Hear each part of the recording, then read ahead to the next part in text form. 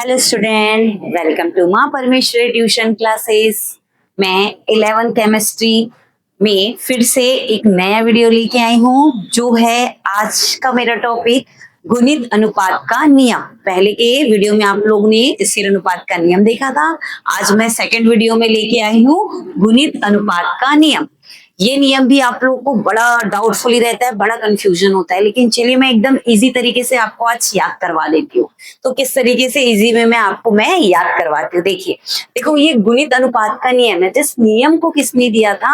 John Dalton ने दिया था सन 1803 में, जिन्होंने क्या बोला था कि जब भी कोई दो तत्व, चलिए मैं एग्जांपल से एक्सप्लेन करती हूँ तो डेफिनेशन ऐसे ही याद हो जाएगा। ठीक है, तो यहाँ पर हम लोग लिख लेते हैं उदाहरण में। ठीक है, उदाहरण में लिख लेते हैं कार्बन और ऑक्सीजन के यौगिक। ठीक है, तो मैं इनसे ही बने हुए यौगिक लूंगी। मैंने क्या बोला, क्या लिखा है? जब दो तत्व कौन है? एक कार्बन और एक ऑक्सीजन। जरूरी नहीं है जो बुक में दिया है हम वही याद करें, हम कोई भी एग्जाम्पल से इस नियम की पुष्टि कर सकते हैं। तो चलिए आज देखते हैं हम लोग कार्बन और ऑक्सीजन के यौगिक। तो देखो, इसको कार्बन और ऑक्सीजन के यौगिक में मैं एक चार्ट बना लेती हूँ। इसमें ये दो यौगिकों का क्या करेगा?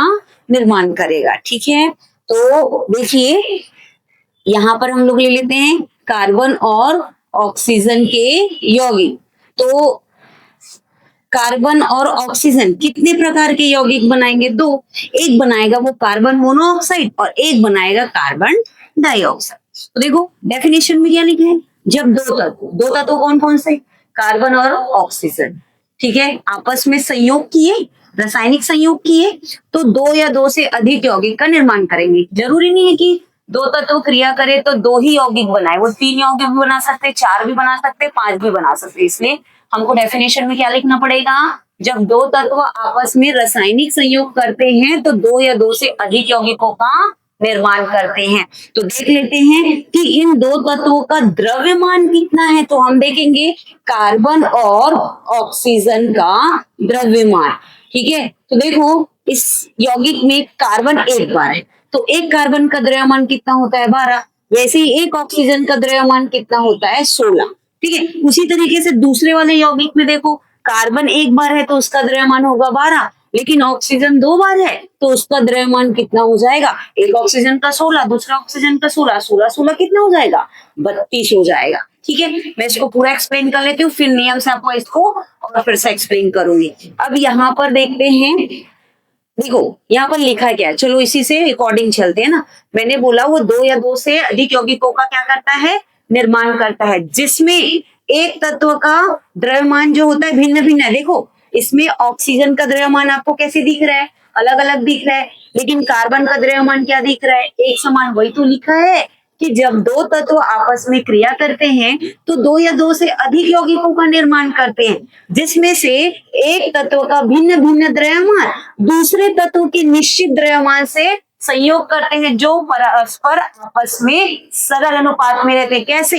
देखो 12 को 12 से नहीं लेंगे, जो भिन्न भिन्न द्रव्यमान है बोलूं, और भिन्न भिन्न द्रव्यमान किसका है? ऑक्सीजन का है, जो आपस में सरल अनुपात में होंगे। काट दीजिए ना, 16 एकम 16, 16 दूनी 32। कहने का मतलब है ये नियम बोलता है भले ही ऑक्सीजन को आपने अलग अलग लिया, पहले वाले में एक बार ऑक्सीजन लिया, दूसरे में दो बार ऑक्सीजन लिया, लेकिन ये दोनों ऑक्सीजन का जो द्रव्यमान होता है वो आपस में सरल अनुपात में हुआ, तभी तो कटा ना। 16 एकम 16, 16 दूनी 32। तो ये क्या हो जाएगा? ऑक्सीजन के द्रव्यमान का क्या हो जाएगा?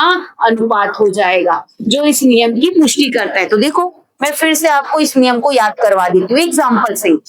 मैंने क्या बोला? जब दो तत्व कौन कौन से हैं? कार्बन और ऑक्सीजन। जब ये आपस में रासायनिक संयोग किए तो दो या दो से अधिक यौगिकों का क्या किए? निर्माण किए, जिसमें से एक तत्व कौन है? ऑक्सीजन। इस ऑक्सीजन का भिन्न भिन्न द्रव्यमान कार्बन के निश्चित द्रव्यमान से क्या करते हैं? संयोग करते हैं, लेकिन ये ऑक्सीजन का द्रव्यमान आपस में क्या होता है? सरल अनुपात में होता है। कौन से नियम से? गुणित अनुपात के नियम से। तो आप बड़े इजी वे में इसको याद कर सकते हो और यहाँ पर लिख सकते हो इस उदाहरण, यह उदाहरण इस नियम की पुष्टि करता है मतलब इस नियम को वो पालन करता है, नियम की पुष्टि करता है, क्योंकि क्योंकि ऑक्सीजन का भिन्न भिन्न द्रव्यमान कार्बन के निश्चित द्रव्यमान से संयोग करता है, जो परस्पर सरल अनुपात 1:2 में होता है। तो इस तरीके से ये हमारा क्या हो जाएगा, नियम हो जाएगा। ठीक है, तो इस तरीके से हम लोग इस नियम को क्या कर सकते हैं, एक्सप्लेन कर सकते हैं। एक बार मैं फिर से बोल रही हूँ, फिर से समझेगा। दो तत्व जब आपस में संयोग करते हैं तो दो या दो से अधिक यौगिकों का निर्माण करते हैं, जिसमें से एक तत्व का भिन्न भिन्न द्रव्यमान दूसरे तत्व के निश्चित द्रव्यमान से संयोग करते हैं, जो परस्पर आपस में सरल अनुपात में होते हैं। Thank you.